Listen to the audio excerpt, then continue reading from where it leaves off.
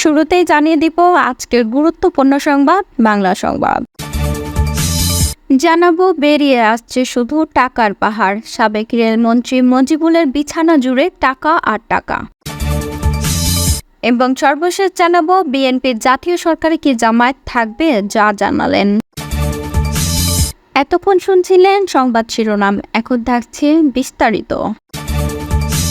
প্রিয় দর্শক, নিউজটি ভালো লাগলে চ্যানেলটি অবশ্যই সাবস্ক্রাইব করে সঙ্গে থাকুন এবং এই ভিডিও সম্পর্কে আপনার মূল্যবান মতামতটি কমেন্ট বক্সে জানিয়ে দিন।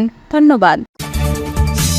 কুমিল্লা 11 আসনের সাবেক সংসদ সদস্য, সাবেক রেলপথ মন্ত্রী মজিবুল হকের বিছানায় ছড়িয়ে থাকা টাকার বান্ডিলের একটি ছবি ভাইরাল হয়েছে সামাজিক যোগাযোগ মাধ্যমে। শুক্রবার বিকাল থেকে ফেসবুক, টুইটার ও টিকটক সহ বিভিন্ন সোশ্যাল প্ল্যাটফর্মে ছবিটি ছড়িয়ে পড়তে দেখা যায়। তবে ভাইরাল ছবিটি কবেকার সেটি জানা সম্ভব হয়নি। ছবিতে দেখা যায় বিছানায় বসে আছে মুজিবুল হকের 3 শিশু সন্তান।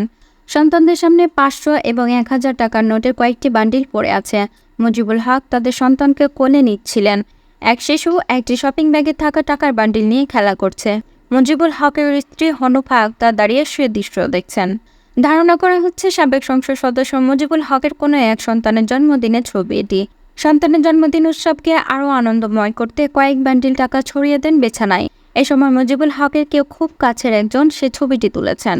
গত 5 আগস্ট ছাত্র জনতার তীব্র আন্দোলনের মুখে শেখ হাসিনা পালিয়ে যাওয়ার পর গা ঢাকা দেন 14 গ্রাম আসনের সাবেক সংসদ সদস্য ও সাবেক মন্ত্রী মুজিবুল হক। তার সেলফোনটিও বন্ধ থাকায় এ বিষয়ে বক্তব্য নেওয়া সম্ভব হয়নি। সাবেক রেলপথ মন্ত্রী মুজিবুল হক 14 গ্রাম থেকে টানা 3 বার সহ মোট 4 বারের সংসদ সদস্য ছিলেন। 1998 সাল থেকে 2001 সাল পর্যন্ত তিনি জাতীয় নির্বাচনের হুইপ ছিলেন। 2014 সালে 6 জানুয়ারি থেকে 2019 সাল পর্যন্ত সরকারি রেলপথ মন্ত্রী হিসেবে দায়িত্ব পালন করেছেন।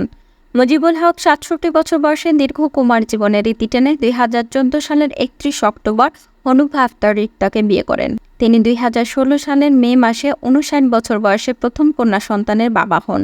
2018 সালে 15 মে তার যমজ সন্তানের জন্ম হয়। বর্তমানে তিনি 3 সন্তানের জনক। আওয়ামী লীগ সরকারের পতনের পর বিএনপি জাতীয় সরকারের বিষয়টি আবারও সামনে এনেছেন। সম্প্রতি বিএনপির ঢাকা বিভাগের মাঠ পর্যায়ের নেতাকর্মীদের সঙ্গে মতবিনিময় অনুষ্ঠানে তারেক রহমান অনলাইনে যুক্ত হয়ে বলেন, জনগণের সমর্থন নিয়ে বিএনপি ভবিষ্যতে জাতীয় সরকারের মাধ্যমে দেশ পরিচালনা করতে চায়। তার দাবি, স্বাধীনতার পর একটা জাতীয় সরকারের পরিবর্তে আওয়ামী লীগের দলীয় সরকার ক্ষমতায় আসার পর প্রথম দিন থেকে দেশ বিভক্ত হয়ে পড়েছে। ফলে একটা বিরাট অংশ ইচ্ছা থাকা সত্ত্বেও দেশ গঠনে কোনো অবদান রাখতে পারেননি। কিন্তু 75-এর পর জিয়াউর রহমান এবং 91-এ খালেদা জিয়ার শাসনামলে কি বিভক্তি বন্ধ হয়েছিল? না, হয়নি। ফলে সুযোগ একবার নয়, বারবার হাতছাড়া হয়েছে। জাতীয় সরকার কারা থাকবেন তার ইঙ্গিত দিয়ে তারেক রহমান বলেন, জনগণ নিশ্চয় সেসব দল বা ব্যক্তিকে জাতীয় সরকারে সামিল দেখতে চাইবে না যারা পুরো দেশটাকে একটি দল এবং একটি পরিবারের ব্যক্তিগত সম্পত্তিতে পরিণত করেছিল, যারা তথাকথিত উন্নয়নের নামে আমাদের প্রত্যেকের কাঁধে 1.5 লাখ টাকার ঋণের বোঝা চাপিয়ে দিয়েছে এবং তারা হাজার হাজার লাখ লাখ কোটি টাকা বিদেশে পাচার করেছে। গুম, খুন, হামলা, মামলা, নির্যাতনে দেশের মানুষের জীবনের নাভিশ্বাস তুলেছে। নিত্য প্রয়োজনীয় জিনিসপত্র মানুষের ধরাছোঁয়ার বাইরে নিয়ে গেছে। কয়েকদিন আগে বিএনপির এক নেতা টেলিফোন করে জানতে চাইলেন তাদের ভারপ্রাপ্ত চেয়ারম্যান তারেক রহমান যে দেশে রাজনৈতিক নতুন ধারা নিয়ে আসতে চাইছেন সেটা লক্ষ্য করছি কিনা। কি সেই ধারা জানতে চাইলে তিনি বলেন, জাতীয় সরকার গঠন ও 31 দফার ভিত্তিতে রাষ্ট্র পরিচালনা। গত বছরের 13 জুলাই রাষ্ট্র মেরামতে 31 দফা ঘোষণা করে বিএনপি। এতে বাংলাদেশি জাতীয়তাবাদের ভিত্তিতে একটি অন্তর্ভুক্তিমূলক, বৈষম্যহীন ও সম্প্রীতিমূলক সামাজিক চুক্তিতে পৌঁছানো, নির্বাচনকালীন দল নিরপেক্ষ তত্ত্বাবধায়ক সরকার ব্যবস্থা প্রবর্তন, সরকারের প্রধানমন্ত্রী ও মন্ত্রিসভার নির্বাহী ক্ষমতার ভারসাম্য প্রতিষ্ঠা, পরপর 2 মেয়াদের বেশি কেউ প্রধানমন্ত্রীর দায়িত্ব পালন করতে পারবে না, সংসদে উচ্চকক্ষ বিশিষ্ট আইনসভা চালু করার কথা বলেছিলেন। সে সময়ে বিএনপির পক্ষ থেকে আন্দোলনকারী দলগুলো নিয়ে জাতীয় সরকার গঠনের কথা বলা হয়েছিল, কিন্তু মিত্র দলগুলো খুব আমলে নেয়নি। তাদের কথা ছিল আগে স্বৈরাচারী সরকারের বিদায় নিক, এরপর সরকার কাঠামো নিয়ে ভাবা যাবে।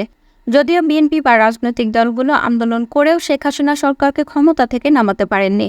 পরে আমরা দেখলাম কোটা সংস্কারের দাবিতে শুরু হওয়া শিক্ষার্থীদের একটি আন্দোলন গণ অভ্যুত্থানে পরিণত হয়ে শেখ হাসিনার পতন ঘটিয়েছে। বিএনপি যখন আওয়ামী লীগ ও 14 দল বিরোধী জাতীয় সরকারের কথা বলেছেন, তখন বিএনপির প্রধান মিত্র জামায়াতের নেতাদের কণ্ঠে ভিন্ন ভিন্ন সুর লক্ষ্য করা যাচ্ছে। জামায়াত তাদের পুরনো মিত্র। 1999 সালে শেখ হাসিনা প্রথম সরকারের আমলে বিএনপি, জামায়াত, জাতীয় পার্টি ও ইসলামী ঐক্যজোট মিলে সরকার বিরোধী মোর্চা তৈরি করেছিলেন। পরবর্তীকালে হুসাইন মোহাম্মদ এরশাদ সেই জোট থেকে বেরিয়ে এলেও জামায়াত, ইসলামী ঐক্যজোট ও জাতীয় পার্টির একাংশ সুখে দুঃখে বিএনপির সঙ্গে থেকে যায়। 2001 থেকে 2006 সালে বিএনপি জামায়াত জোট সরকারও গঠন করেছিল। কিন্তু শেখ হাসিনা সরকারের পতনের পর অনেক বিষয়ে বিএনপি ও জামায়াতের মধ্যে মতপার্থক্য দেখা দিয়েছে। অন্যান্য ইসলামী দল নিয়ে জামায়াত আলাদা জোট গঠনের চেষ্টা চালাচ্ছে বলে সংবাদ মাধ্যমে খবর এসেছে। অন্তর্বর্তী সরকারের সংস্কার নিয়েও দুই দলের মধ্যে দৃষ্টিভঙ্গিগত ফারাক স্পষ্ট। বিএনপি চাইছে অন্তর্বর্তী সরকার দ্রুত সংস্কার কাজ শেষ করে নির্বাচনের ব্যবস্থা করুক। জামায়াত বলছে সংস্কার কাজে যত সময় লাগে তারা সরকারকে সময় দিতে প্রস্তুত। ভারত ও আওয়ামী লীগের প্রশ্নের মধ্যেও তাদের পার্থক্য লক্ষণীয়। ৩ সেপ্টেম্বর ঢাকায় সাংবাদিকদের মধ্যে মতবিনিময় সভায় জামায়াতে ইসলামের আমির ডাক্তার শফিকুর রহমান আওয়ামী লীগের বিরুদ্ধে প্রতিশোধ না নেওয়া ও ক্ষমা করে দেওয়ার বিষয়টি ঘোষণা করেছিলেন। কিন্তু বিএনপি নেতারা মনে করেন যে দলটি 15 বছর ধরে নিপীড়ন চালিয়েছে, তাদের ক্ষমা করার কোনো প্রশ্নই আসে না। এর মাধ্যমে তারেক রহমান সদ্য ক্ষমতাচ্যুত আওয়ামী লীগকে ইঙ্গিত করেছেন, অর্থাৎ বিএনপি বা তারেক রহমান প্রস্তাবিত জাতীয় সরকারে আওয়ামী লীগ ও তাদের সহযোগীরা থাকছে না। কিন্তু এর বাইরে ডান বামপন্থী যেসব দল আছে তাদের সবাই কি থাকছে? বাংলাদেশের জাতীয় সরকার প্রস্তাব নতুন নয়। স্বাধীনতার পর ন্যাপ নেতা অধ্যাপক মোফাজ্জল আহমেদই প্রথম মুক্তিযুদ্ধে অংশগ্রহণকারীদের সব দলকে নিয়ে জাতীয় সরকার গঠনের কথা বলেছিলেন। আওয়ামী লীগ পাত্তা দেয়নি। 75-এর রাজনৈতিক পট পরিবর্তনের পর জাসদ নেতা কর্নেল আবু তাহের আওয়ামী লীগ বাকশালীবাদী সব দলকে নিয়ে একটি সরকার গঠন করতে চেয়েছিল এবং প্রস্তাবও দিয়েছিলেন, কিন্তু কাজে আসেনি। 1996 সালে আওয়ামী লীগ ক্ষমতায় এসে বিএনপি 2 জন সংসদ সদস্যকে ভাগিয়ে এনে জাতীয় ঐক্যমত্যে সরকার গঠন করেছিল। কোনো দল বা পক্ষকে বাদ দিয়ে জাতীয় সরকারের কথা বললে সেটা জাতীয় থাকে না। এখন প্রশ্ন হলো, বিএনপি সরকার কতগুলো দল নিয়ে থাকবে? বিএনপি বাংলাদেশি জাতীয়তাবাদের কথা বলেন যারা বাংলাদেশি সমাজতন্ত্র বা ইসলামী শাসন কাঠামোয় বিশ্বাসী, তারা কি বিএনপির সঙ্গে সংযুক্ত হতে পারবে? কিংবা ইসলামী শাসন কাঠামোয় বিশ্বাসী তারা কি বিএনপির সঙ্গে পঙ্ক্তিভুক্ত হতে চাইবে? আবার জামায়াত বিএনপির জাতীয় সরকারের অংশীদার হলে গণতন্ত্র মঞ্চে শরিকটা কী সিদ্ধান্ত নেওয়া যায় সেটিও দেখার বিষয়। ভারত নিয়ে জামায়াতের আমির বলছেন, আমরা সবার সঙ্গে বন্ধুত্ব চাই। বন্ধুত্বপূর্ণ ও সহযোগী দেশ আমাদের খুবই প্রয়োজন। প্রতিবেশী বদলানো যায় না, তাহলে আপনারা বদলানোর চিন্তা করবেন কেন? এর প্রতিক্রিয়ায় তারেক রহমান বলেন, গত কয়েকদিনে দেখছি কিছু রাজনৈতিক দল একটি প্রতিবেশী দেশের ফাঁদে পা দিয়েছেন। সে কারণে তারা বিভ্রান্ত ছড়ায় এমন কিছু কথাবার্তাও বলছেন। দিল্লির নীতি নির্ধারকেরা বিএনপির চেয়ে জামায়াতকে বিপজ্জনক বলে মনে করেন। সেক্ষেত্রে জামায়াত নেতা সে বক্তব্য নিয়েও সন্দেহ করেছেন বিএনপি নীতি নির্ধারকরা। কোটা বিরোধী আন্দোলনে যারা নেতৃত্ব দিয়েছেন তাদের মধ্যেও নানা মত রয়েছে। কেউ চাইছেন আওয়ামী লীগের অনুপস্থিতিতে বিএনপি দেশ চালাবে, আবার কেউ মনে করছেন আওয়ামী লীগ ও বিএনপি 2 দলই গণতন্ত্রের পরীক্ষায় ফেল করেছে। ঢাকার রাস্তায় এমন স্লোগানও উৎকীর্ণ হয়েছে, নৌকা ও ধানের শীষ একই সাপে 2 বিষ।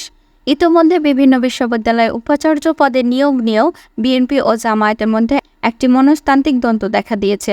নীল দলের বিপরীতে আগে তারা সাদা দলের ব্যানারে ঐক্যবদ্ধ ছিল। নীল দলের অনুপস্থিতিতে এখন তারা অনেকটাই বিভক্ত। অনেক রাজনৈতিক বিশ্লেষক মনে করেন, নতুন রাজনৈতিক বাস্তবতা জামায়াত ইসলামের বিএনপি সহযোগিতা না হয়ে অন্যান্য ইসলামী দলকে নিয়েই ক্ষমতায় যেতে চাইছে। কিন্তু এটা কতটা বাস্তবসম্মত? অতীতে মাঠের রাজনৈতিক জামায়াতের অবস্থান যত শক্তিশালী হোক না কেন, ভোটের রাজনীতিতে তারা খুব সুবিধা করতে পারেনি। কোনো নির্বাচনে 5% বেশি ভোট পায়নি। অন্যান্য ইসলামী দলের অবস্থা আরও শোচনীয়।